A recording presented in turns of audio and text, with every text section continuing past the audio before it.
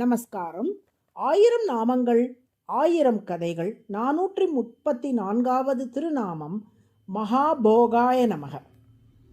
கேரளாவில் உள்ள ஒரு திவ்ய தேசமான திருவாரன்விளை என்ற திருத்தலத்தின் தல வரலாறு இது.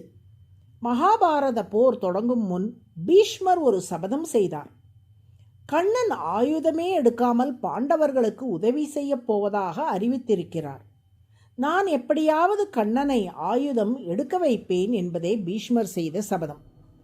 மகாபாரத போர் தொடங்கியது.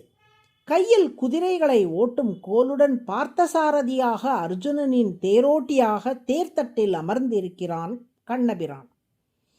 அர்ஜுனன் கௌரவ சேனையை எதிர்த்து போரிலே ஈடுபடுகிறான். கௌரவ சேனையை வழிநடத்தும் பீஷ்மர் ஆக்ரோஷமாக பாண்டவ சேனையை தாக்கினார். பீஷ்மர் மேல் உள்ள மரியாதையால் அர்ஜுனனுக்கு அவர் மீது கொடிய பாணங்களை ஏவ மனம் வரவில்லை. 9ஆம் நாள் போரில் அர்ஜுனன் பீஷ்மரின் பாணங்களால் கடுமையாக தாக்கப்பட்ட நிலையில் கண்ணன் கையில் பிடித்திருந்த கோலை கீழே போட்டுவிட்டு சக்கராயுதத்தை ஏந்தி கொண்டு பீஷ்மரை நோக்கி நடக்கத் தொடங்கினான். இதை கண்ட பீஷ்மர் தனது வில்லையும் அம்பையும் கீழே போட்டுவிட்டு, கண்ணா, உன் கையால் மரணிக்க நான் தயாராக உள்ளேன் என்றார்.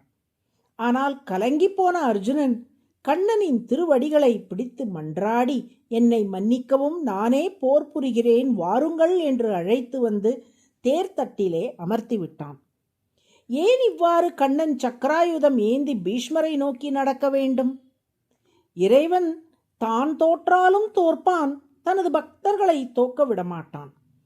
ஆயுதம் எடுக்க மாட்டேன் என்று கண்ணன் சபதம் செய்திருந்தான். அவனை ஆயுதம் எடுக்க வைப்பேன் என்று பீஷ்மர் சபதம் செய்திருந்தார். தனது சபதத்தில் தான் தோற்றாலும் பரவாயில்லை, பக்தரான பீஷ்மர் அவரது சபதத்தில் தோற்கக்கூடாது என்பதற்காகத்தான் 2 முறை கையில் ஆயுதம் ஏந்தி பீஷ்மரை நோக்கி நடந்திருக்கிறான் கண்ணன்.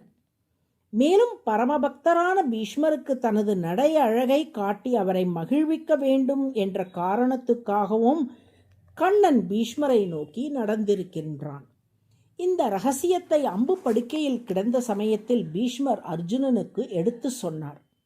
நீ ராஜ்யம், செல்வம் இவற்றால் எத்தகைய இன்பம் பெறுவாயோ அதைவிட பெரிய இன்பத்தை அருள வல்லவன் பகவான் கண்ணன். செல்வத்தால் பெறும் இன்பமும் உண்மையில் இறைவன் கொடுத்து வருவதே என்பதை உணர்ந்து கொள் என்று உபதேசித்தார் பீஷ்மர்.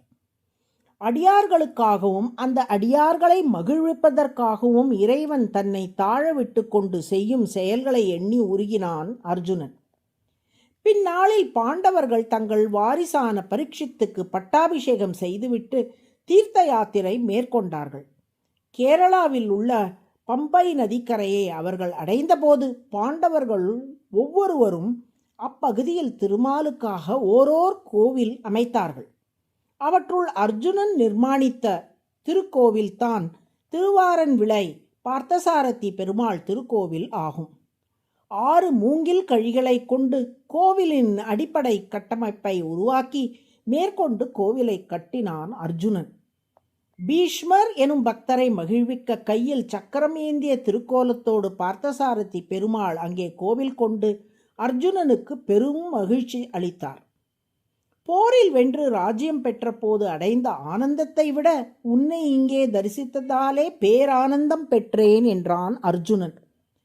நம்மாழ்வார் திருவாழ்மொழியில் திருவாரன்விளை திருத்தலத்தை பாடுகையில், இன்பம் பயக்க எழில்மலர் மாதரும் தானும் இவ்வேழுலகை இன்பம் பயக்க இனிதுடன் வீற்றிருந்து ஆள்கின்ற எங்கள் பிரான் அன்புற்று அமர்ந்து உரைகின்ற அணிபொழில் சூழ் திருவாரன்விளை அன்புற்று அமர்ந்து வலம் செய்து கைதொழும் நாள்களும் ஆகும் கொலோ. திருக்குளப்பன் என்னும் பார்த்தசாரதி என்றும் திருநாமம் கொண்டு பத்மாசனி தாயாரோடு ஆனந்தம் மேலிடும்படி கோவில் கொண்டிருக்கும் திருமால் இந்த உலகனைத்துக்கும் ஆனந்தம் ஏற்படும்படி ஆட்சி செய்கின்ற தலைவர் ஆவார்.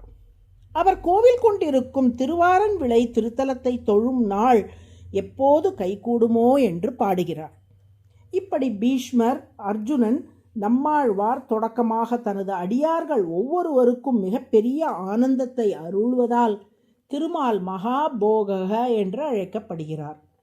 போகம் என்பது மகிழ்ச்சி, ஆனந்தத்தை குறிக்கும். செல்வ செழிப்பால் ஒருவர் பெறும் ஆனந்தம் எதுவோ அதுவும் கூட உண்மையில் இறைவனின் அருளால் தான் கிடைக்கிறது.